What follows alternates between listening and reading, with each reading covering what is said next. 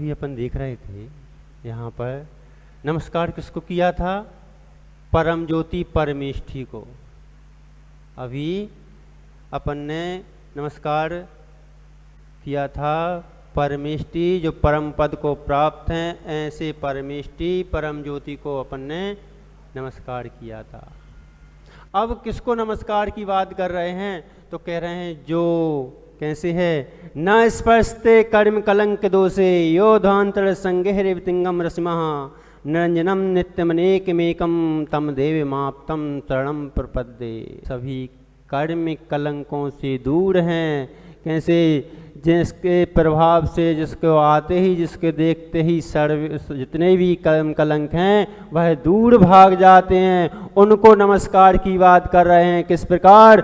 जिस प्रकार की सूर्य को आत देख और अंधकार निशा छट जाती है, अंधकार छट जाता है, वह जैसे ही उसका देखती है कि अब तो सूर्य का आगमन हो रहा है, वह तुरंत भाग जाती है और उजाले का प्रकाश हो जाता है। ऐसे ही हम भी जब प्रभु के दर्शन करते हैं तो हमारे अंदर जो कर्म कलंक की कालिमा लगी होती है वह प्रभु को देख करके और अपने पुण्य संचय कर लेती है और वह कर्म कलंक भाग जाया करते हैं। तब द्वेष उत्पन्न हो जाता है। किसको? उन कलंकों को।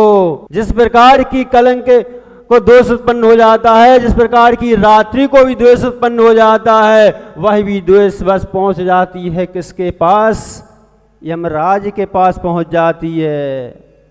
क्या कहती है? जब क्या है, कोई बड़ा पहुंच जाता है तो छोटा जब बढ़ते को देखता है तो छोटे को अपने आप जलन हो जाया करती है, कुड़न हो जाया करती है, द्वेष हो जाया करती है। ऐसे ही उसको भी द्वेष उत्पन्न हो जाता है और वह द्वेष बस पहुंच जाती है यमराज के पास। क्या कहती है? हे भगवान यमराज जी, आप मेरे साथ बहुत अन्याय करते हैं। किस प्रकार? यमराज जी बोले, मैंने कभी अन्याय नहीं किया। अरे आपने सूर्य को इतनी बल दे दिया, इतनी शक्ति दे दी कि वह तो क्या करता है, मेरे को तुरंत भगा दिया करता है, मेरा नाश कर दिया करता है। वह इतना प्रचंड है, मैं रुक नहीं पाते, ठहर नहीं पाते। यमराज क्रोधित हो जाते हैं। रिंकू भैया क्रोधित हो जाते हैं। अच्छा, तुम्हारे साथ इतना बड़ा अन्याय सूर्यदेव कर रहा है। देखते हैं, बुलाते हैं। सूर्यदेव को बुलाया जाता है। राजेश भैया, सूर्यदेव को बुलाया जाता है। सूर्य के आते ही वहां पर स्थित जो रात्रि थी वह तुरंत भाग जाती है। उसका जैसे ही आगमन सुनते ही वह भाग जाती है और जब वह भागती है फिर वह रहती नहीं है। और फिर यमदेव फिर उनसे सूर्यदेव से कहते हैं, क्रोधित होते हैं और क्रोधित होकर कहते हैं, हे सूर्यदेव, मैंने तुमको प्रचंडता इसलिए नहीं दी कि तुम उदंड बनो, तुम किसी का अपकार करो, किसी का तिरस्कार करो, तुम किसी को हीन समझो। मैं तुम्हारे लिए प्रकाश की ज्योति के रूप में तुमको ऊर्जा दी है।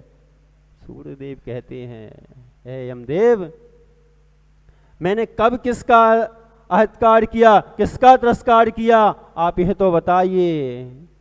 तो वह कहते हैं, तुमने अंधकार को नाश कर दिया, अंधकार का तिरस्कार कर दिया, तुम अंधकार को तिरस्कार करते हो।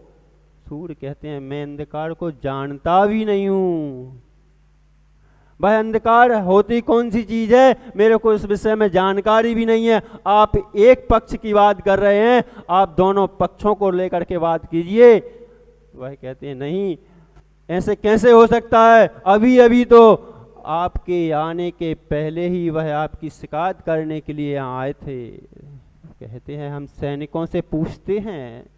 सूर्य कहते हैं, हम सैनिकों से पूछते हैं, हम मंत्रियों से पूछते हैं, उसके बाद आपको चर्चा करके बताते हैं। वह पूछते हैं, जानकारी लेते हैं, तब कहते हैं, हमारे यहाँ तो सैनिक भी कुछ जानते नहीं है, न मंत्री जानते हैं, न सैनिक जानते हैं कि अंधकार नाम की कोई वस्तु होती नहीं है।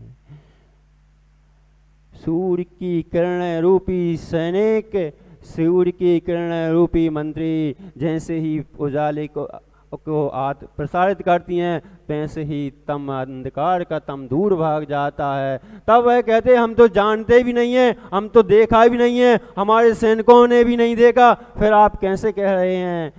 तब कहते हैं कि अगर आप जानते नहीं हो तो फिर वह हमारे पास शिकायत लेकर के क्यों आए। तब यहाँ पर भी कहते हैं, भगवान से प्रार्थना करते हैं, कर्म कलंक जाते हैं। हे प्रभु, आपकी ज्योति स्वरूप जो प्रकट की है, उस ज्योति स्वरूप जो प्रकट की है, उस ज्योति स्वरूप प्रकट करने से जो श्रावक है, विवेकवान ज्ञानीवान जो श्रावक है, वह आपके दर्शन मात्र से मेरे जो अंदर जो बैठे कर्म कलंक हैं, वह कलंक उनके पास लगने नहीं देते, वह धो लिया करते हैं और वह कलंक से मुझे दूर कर दिया करते हैं, वह भगा दिया करते हैं। उस अंधकार की भांति जिस प्रकार की वह सूर्य को की किरणें पाते ही वह अंधकार भाग जाता है, ऐसे ही आपके आपने जो कर्म कलंकों को हटा दिया है, उस सिद्धत्व को पाकर आपके दर्शन करके और वह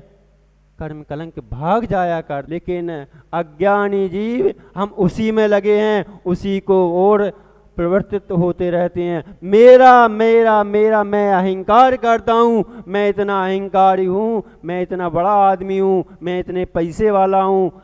ऐसे पैसे वाले तो राजा सम्राट सिकंदर के बारे में भी आता है। जब सिकंदर भारत पर आक्रमण करने के लिए आया तो आक्रमण करते करते वह पूरे देश को लूट करके और क्या हो गया, सुख की नींद लेने लगा। फिर उसके दिमाग में विचार में एक बात आती है कि ऐसा तो नहीं कोई रह गया हो जो मुझे नमस्कार ना करता हो। तब राज्यसभा में बैठा था, राज्यसभा में बैठे बैठे चर्चा करता है अपने मंत्रियों से, अपने सेवकों से, देखो मेरे को संसार में सभी नमस्कार करते हैं, मैं सबसे बड़ा सबसे महान सम्राट हूँ।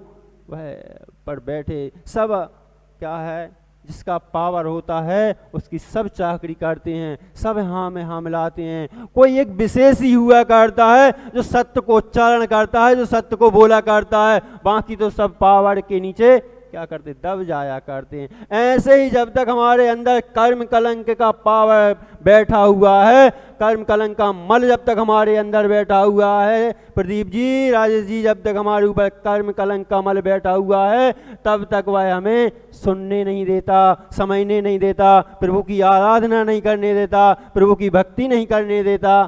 तब कोई पुण्य आत्मा पुण्य कट होता है, वह उस कर्म कलंक को दबा दिया करता है। ऐसे ही वहां पर भी एक व्यक्ति खड़ा हुआ, बोले नहीं महाराज, आप ये सबसे बड़ी भूल में हैं, सबसे बड़ी भूल में हैं, सबसे बड़ी भूल में हैं। आपको ऐसा एक व्यक्ति है जो कभी नमस्कार नहीं करता और न करेगा, करने वाला भी नहीं है। सब कौन सा व्यक्ति है? हाँ, वो करता है, वो तीन लोक के नाथ को नमस्कार करता है, वो प्रभु को नमस्कार करता है, वो जिनेंद्र मुद्रा को नमस्कार करता है, जिन भगवान को नमस्कार करता है, मनो तुम्हें नमस्कार नहीं करता। इतना बड़ा है? बोले हाँ, अहंकार में डूबा सम्राट सिकंदर कहता है, अपने प्यादों को भेज देता है, जाओ जो व्यक्ति है उसको पकड़ करके ले आओ, उसको बुला लाओ। बोले सम्राट तुम्हें याद। सम्राट जैसे ही के प्यादे जैसे ही पहुंचते हैं तो वह कुछ नहीं बोलते, जाओ हम यहाँ से जाने वाले नहीं हैं, हम अपनी मुद्रा में बैठे हुए हैं, अपने संघ के साथ बैठे हुए हैं। प्यादे वापस चले जाते हैं। वापस सेनापति को भेजता है, अलेक्जेंडर को भेजता है। जब अलेक्जेंडर पहुंचता है तब भी वह वापस तिरस्कृत कर देता है, सोना चांदी लेकर भेजता है, उनको वापस भगा देते हैं। अहंकार में डूबा सम्राट सिकंदर, रिंकू भैया, सम्राट सिकंदर, सचिन भैया पहुंच जाता है स्वयं। मैं स्वयं चल करके देखता हूँ। चल करके जैसे ही देखता है वह शांत मुद्रा में बैठे, और सर्दी के दिन थे। सम्राट सिकंदर जाकर के खड़ा हो जाता है, बोलता है आप जानते नहीं, मेरे से सभी संसार के प्राणी भयभीत होते हैं।